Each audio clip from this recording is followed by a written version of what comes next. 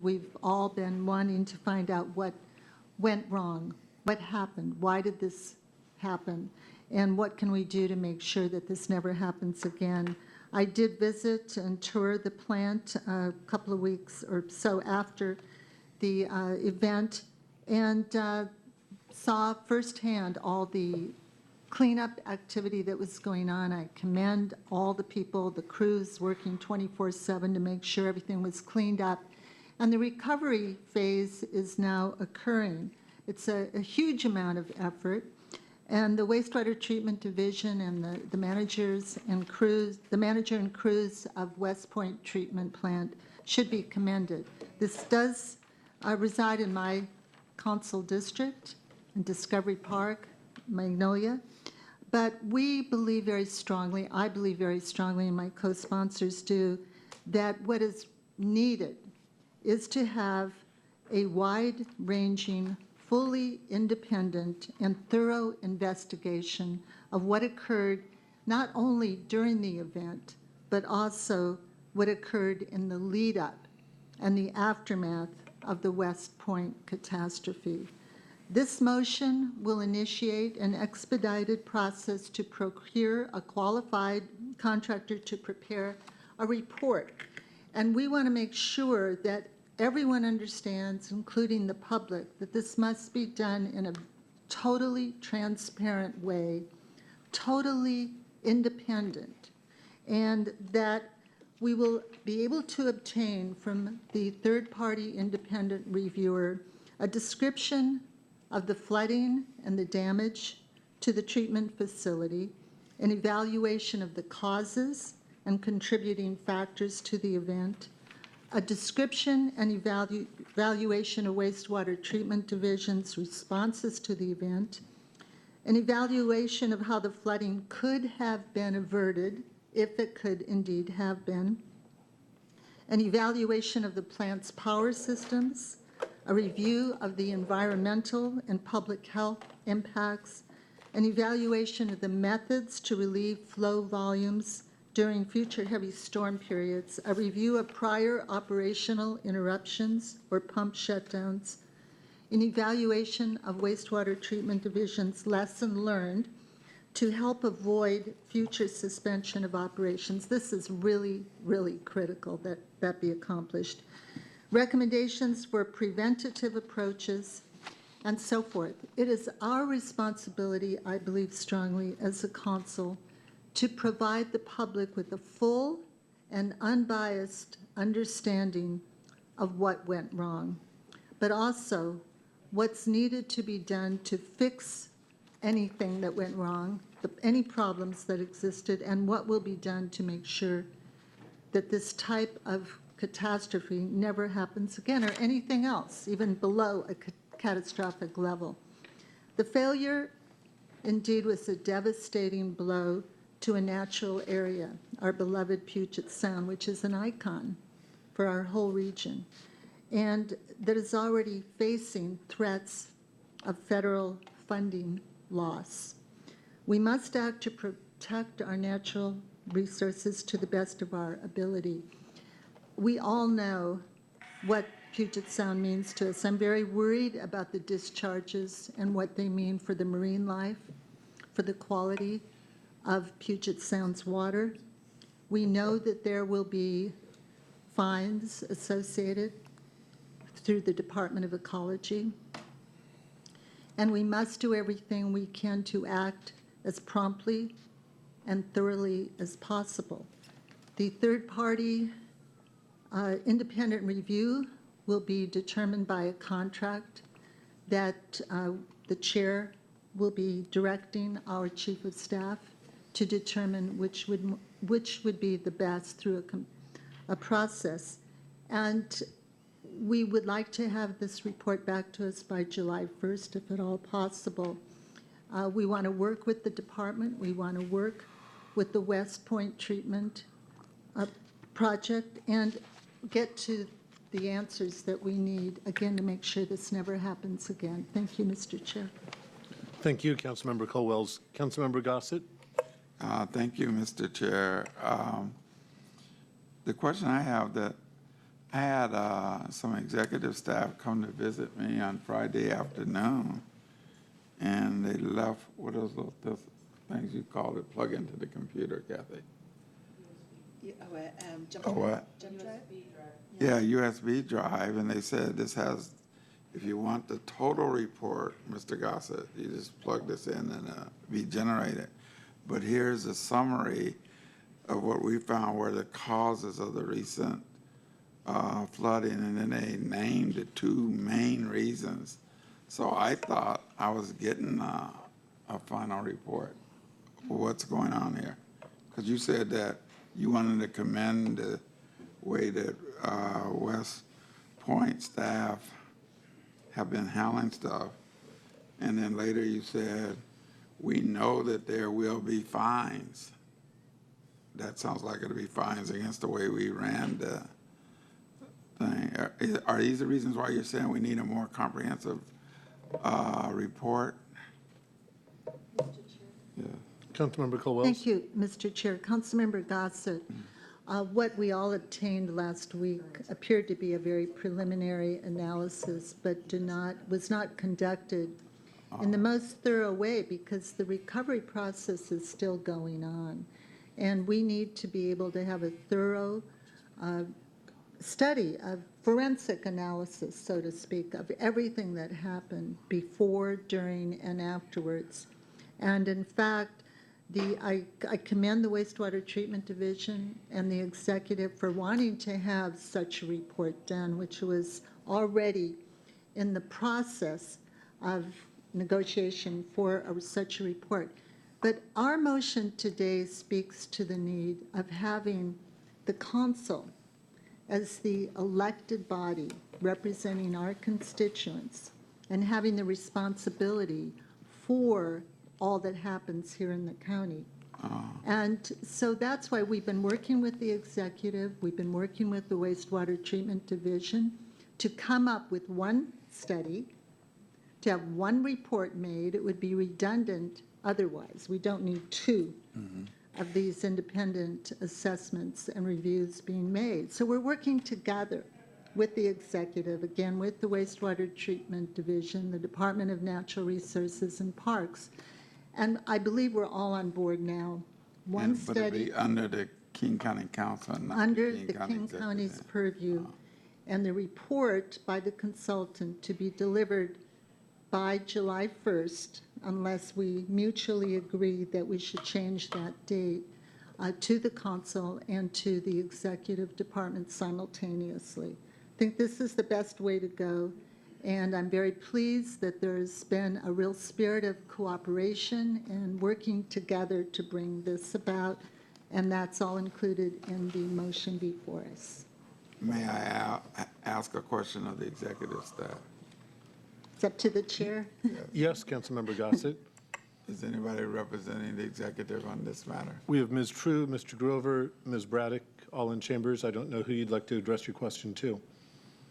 Okay, go ahead. Councilmember Gossett, we're very supportive of the motion and the independent review that's been proposed by the council, and we look forward to sharing all of the information that we have available and look forward to hearing the results from the consultant that will deliver that in July. The report we delivered on Friday is just one piece, I think, of some information that we it's have just one available, piece. and much more information will be available as a result of the independent review that's described and outlined in the motion. Yeah, that was going to be my second question. What was it that I got on Friday? It's just one piece. I thought it was. Yeah, it's just one piece.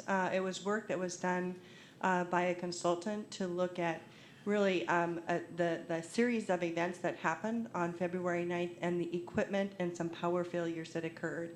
And so there's analysis of some of that equipment that failed that night, and that's outlined in that report. So that's a piece of the information of what occurred, but of course the independent review will look at things leading up to that event as well as things that occurred afterwards and making recommendations. So this is a very detailed piece of the whole story. Okay, and you all have concurred that the legislative branch is going to take the lead on this? Yes, Okay. yes. Thank you. Further discussion? Councilmember Dombowski. Thank you very much, Mr. Chair. First, I want to echo each and every word that Councilmember Cole-Wells stated in her supportive remarks in making the motion, and commend and thank her for her leadership from the very beginning on this matter. This is in her district, and she chaired, until we did reorg, the Regional Water Quality Committee, and took an immediate interest and a hands-on, proactive role to go on site and to conduct the early meetings, and has really been our leader on this, and I'm pleased to join her and Councilmember Lambert, the new chair of the RWQC, as a co-sponsor today with this motion. There's not a whole lot more, in my view, to say beyond Councilmember Cole-Wells' remarks, other than to bring just a little bit of my pilot experience and understanding to this. And often when there's I've said this before, an airplane accident, it's not usually just one cause. It's usually a series of contributing events that lead to a catastrophic incident like that. It could be weather, it could be pilot judgment, it could be mechanical. It's rare that one of those things causes a catastrophe. It usually takes two or three together. And I think that the value in this inquiry will be that it is comprehensive and will assess all of the contributing factors systemically, organizationally, culturally, mechanically. And so whether it is mechanical or management or a combination of both, we will come to understand how we can make this better and ensure that it doesn't happen again, because the costs are so significant when something like this does, both from a financial perspective but also an environmental perspective. So I think that the motion before the council today is comprehensive, it's independent. I'm very, very pleased to see that the Wastewater Treatment Division is supportive of the scope and the approach of it. That's great to hear. Because I think that the organization is a learning organization. Its history is Metro. Its history is one of engineering. And engineers know that they need to take hard looks at their systems and organizations when a mistake occurs to fix it. And I think that's the value that is brought with this motion and the support we're seeing today for it across the government. I have, Mr. Chair, when it's appropriate, and we've discussed with the co-sponsors and some of you, a slight oral amendment on line 87, which I'll offer now. The current version has the report coming back to the lead staff for the RWQC, and I think there's consensus that we should have a standing council committee receive it as well. And so I would make an oral amendment to insert the lead staff for the, quote, Transportation Economy Environment Committee and the Regional Water Quality Committee. And I understand that my co-sponsors are supportive of that. Councilmember Dombowski has moved to amend the motion by inserting the Transportation Economy and Environment Committee on line 87 on page 4 of the motion. Is that right? Discussion, Councilmember Lambert. Yes, I'm fine with that and I agree with that, but I wanted to make sure that the entire county got a look at it too. So I would say following that it would go to that committee following having gone to the Regional Water Quality Committee. We're not talking about referral, we're talking about who the report is sent to. Oh, be everybody. Yes, absolutely. Very good. Yeah. All those in favor, please say aye. Aye. Opposed, nay. Motion carries. Councilmember Lambert. Thank you, Mr. Chair. Well, I had my talking points, but our good lead over here said it very thoroughly, so thank you. Thank you for your leadership, and thank you for the teamwork we had over the weekend. I felt like I was with you all here. So anyway, there were a lot of concerns, and I think that this report will be really good because it will get us a complete and thorough evaluation of every single part of what's happened. And even in the preliminary report that we got from CH2M Hill, that it even said that they had done a piece of it. And granted, Councilmember Gossett, the piece was big enough with the appendices that it looked like a full report because it was That's what I thought. a big bite as a piece. So it gives you an idea of what the full investigation is going to look like. And I had the opportunity this morning to go out and have a tour, and the idea of walking through that plant and picturing what it would be like to have 2,100 alarms going at the same time. If you were a roommate of mine in college, you would know that 3 alarms go off in my room in the mornings to get me up. But the idea of that being multiplied by a huge number to get to 2,100 alarms is pretty amazing. It was also really impressive to see the caliber of the employees that are there from all over, hands on deck.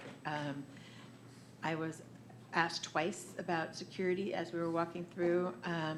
So I think that it's really good. And the one good point in this is that nobody was killed and nobody was injured. And in this, we could have had a really horrible situation in those categories. So people are taking it very, very seriously. And I think we're going to see some good things by the end of the week with certain other pieces of equipment being able to come back online. One of the boilers is up to 94 degrees already, a little earlier, so that's good. It needs to get up to 98. So I think we'll all know more about wastewater. And the one piece that isn't in this that we'll be talking about later is how we in the future have a more complete communication circle than what we had here. But this will certainly set the foundation for us all knowing more about wastewater than we ever dreamed we would. And so I thank everybody for their work on this and urge your support. Thank you. As we conclude this, before I call on you, Councilmember Cole-Wells, I would like to compliment Ms. True and the department, Mr. Isaacson and everybody on his staff for the work that has been invested in addressing the problem since it occurred on February 9th. The spirit with which they have taken on the work, the overtime, 7 days a week that they're investing in getting the plant back online, making sure that we are treating our discharges, and the real coming together of staff in a common purpose. I had a small opportunity to witness that on Saturday when I was with Mr. Isaacson out in the field at another facility in my district, and got to understand more about the work that he has been overseeing and doing in the department. So I want to commend the work that's being done. I look forward to the independent council oversight and report we can get back as well. With that, Councilmember Cole-Wells.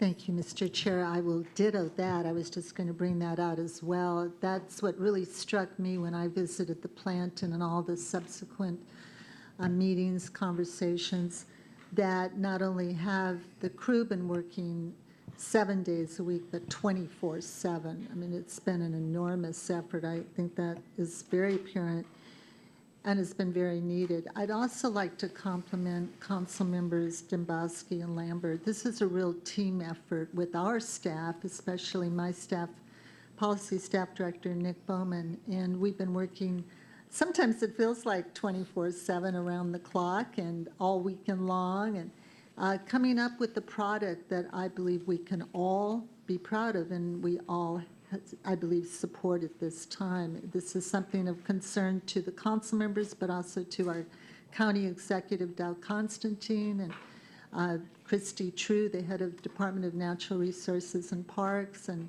Mark Isaacson, head of the Wastewater Treatment Division, Robert Waddle, who is the plant manager for the West Point Treatment Plant. It just goes across the board. It was an excellent example of teamwork. We also got tremendous assistance from all 9 council members and their staff.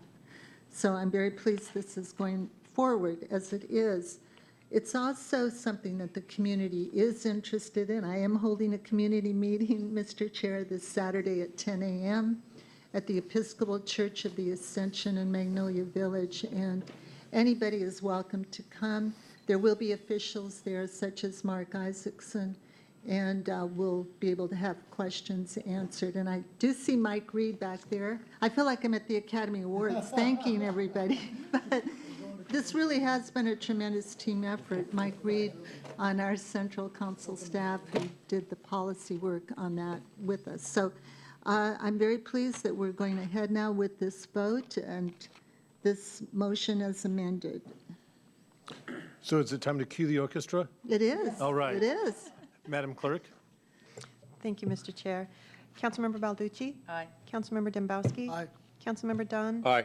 Councilmember Gossett? Aye. Councilmember Cole-Wells? Aye. Councilmember Lambert? Aye. Councilmember Upthegrove? Aye. Councilmember Von Reichbauer? Aye.